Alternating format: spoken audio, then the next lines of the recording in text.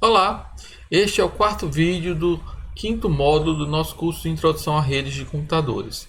Neste vídeo, o nosso objetivo é entendermos como é o processo de endereçamento no nível de camada de enlace.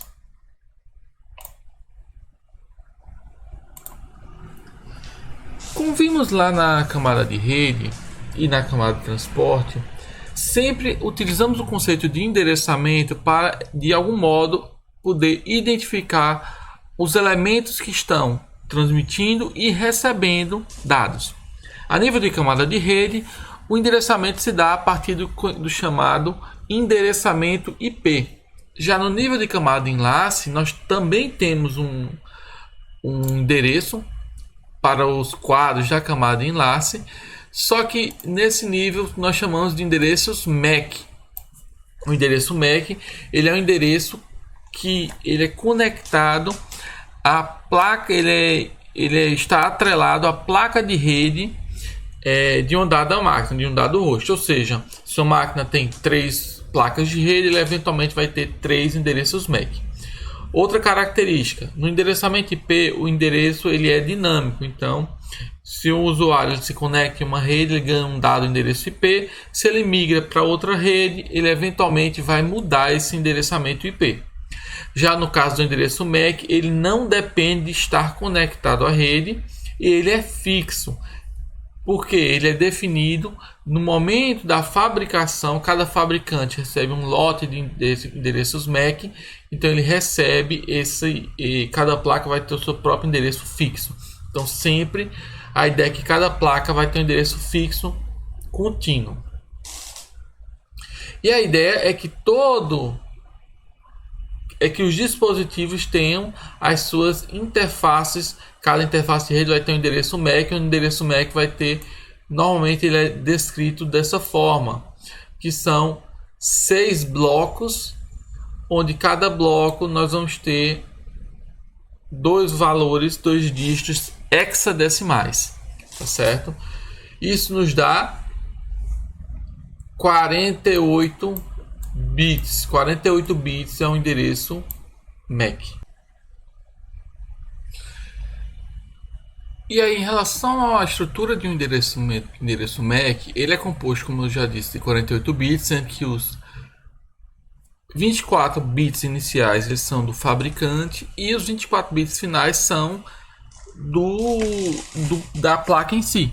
Então, um dado fabricante ele vai receber uma dada faixa, e aí as placas que ele desenvolver vai ter como prefixo o valor do fabricante e vai diferenciar apenas o valor da placa. Algo muito importante diz respeito a como é de fato a dinâmica quando uma dada máquina precisa fazer uma comunicação na rede. E primeiramente vamos pensar do ponto de vista de uma rede local. Vamos considerar um cenário onde, por exemplo, eu tenho uma máquina com endereçamento IP 222.222.222.220 e quer eventualmente transmitir para a máquina com final 222. Quando vai ser feita a transmissão, obviamente você vai ter que preencher todos os campos do seu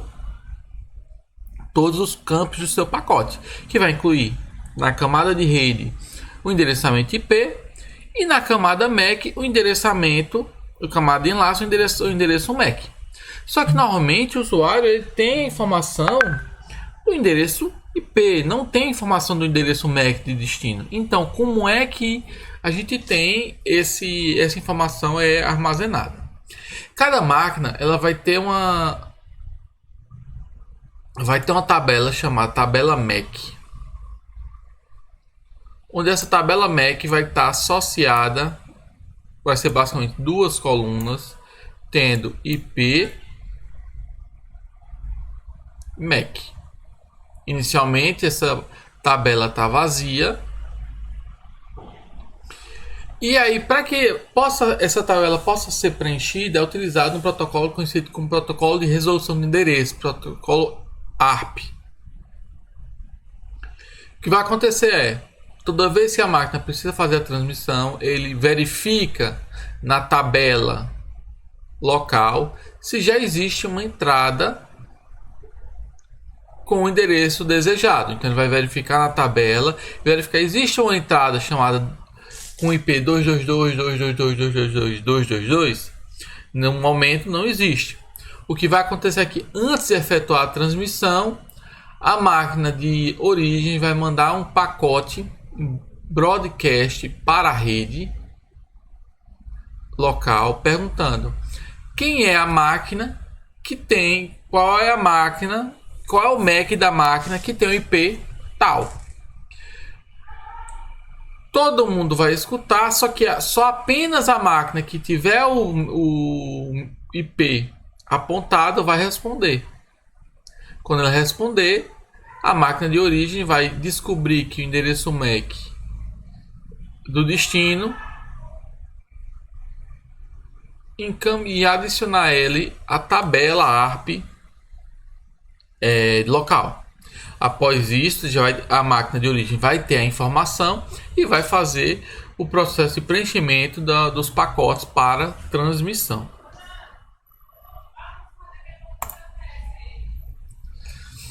Quando nós pensamos numa transmissão que vai interconectar mais do que uma rede, ou seja, uma comunicação que vai ser enviada vai passar por diversas subredes, como é que vai ser o processo de encapsulamento aí dos pacotes? Para responder isso, o que a gente tem que ter em mente? O endereço MAC, ele é o endereço IP é um endereço que ele vai ser mantido durante toda a comunicação. Então, o pacote que ele é enviado com dado endereçamento IP, ele vai passar por todos os nós com esse endereço IP. Já o endereço MAC não, ele é um endereço por salto. Então, a cada salto ele vai mudando o endereçamento MAC. Então, vamos pensar que inicialmente a gente quer fazer a transmissão desse primeiro host aqui até esse host de origem, de destino. IP11, IP221. Primeiro pacote que o sistema final vai montar vai ser um pacote que vai ter as seguintes características. Para simplificar, eu vou colocar as seguintes denominações: host 1,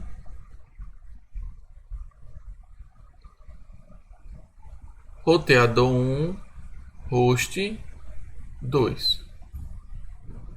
No primeiro pacote que o host 1 vai mandar, ele vai gerar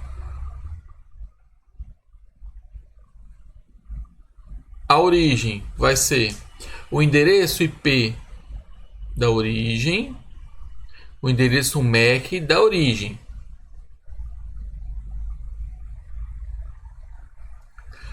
O destino vai ser o que? O endereço IP do destino, mais o endereço MAC do próximo salto. Quando esse pacote chegar ao destino, quando esse pacote chegar ao roteador, o que é que vai acontecer? O roteador vai fazer todo o processo de roteamento que a gente já discutiu em módulos anteriores e vai construir um novo pacote para encaminhar. E aí, nesse novo pacote, quais vão ser as características? Qual vai ser o endereço IP de origem? O endereço IP de origem vai permanecer como sendo o endereço de origem da máquina que enviou o pacote, mas o endereço MAC passa a ser o seu próprio endereço MAC. Já o endereço de IP de destino vai ser o endereço IP de destino, e o endereço MAC, como a gente tem aqui só um roteador, aqui já seria o passo de a máquina de destino, vai ser o endereço MAC do host 2.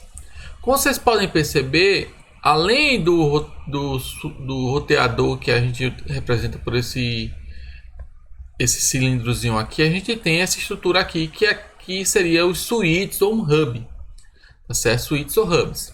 E aí, no caso dos switches e hubs, eles não fazem modificação no pacote, então eles não vão modificar nada de MAC, eles simplesmente recebem o pacote de uma entrada e mandam para outra. O switch ele escolhe qual saída, o hub ele manda para todas as saídas, mas de qualquer modo ele não modifica o pacote. Quem modifica é simplesmente o roteador.